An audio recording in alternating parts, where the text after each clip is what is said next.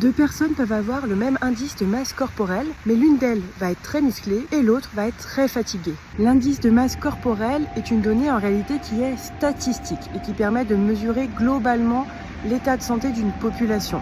Mais à titre individuel, elle n'est pas toujours fiable. Pour savoir où tu en es, il faut mesurer ton indice de masse musculaire et ton indice de masse grasse. C'est ces deux données qui vont te dire si tu es en bonne santé ou non. J'ai donc mesuré mon indice de masse musculaire et mon indice de masse corporelle.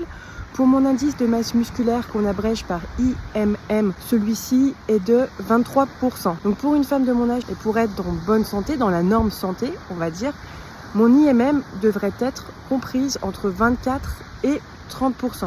Donc on voit que je suis légèrement en dessous. Donc ça veut dire que j'ai pas assez de muscles pour soutenir ma posture, soutenir mon métabolisme et pour soutenir ma dépense énergétique.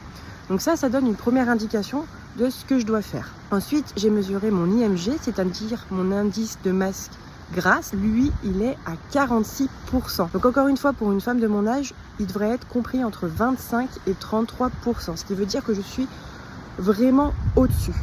Donc concrètement, ça veut dire quoi? Ça veut dire que mon corps a accumulé beaucoup trop de graisse par rapport à ce qu'il dépense. Et donc je vais avoir un métabolisme qui va être beaucoup plus lent et qui va même moins travailler quand je vais être en période de repos. Et donc ça va faire quoi? Ça va être que je vais être plus fatiguée et que je vais aussi avoir des problèmes au niveau des articulations, de ma posture, etc.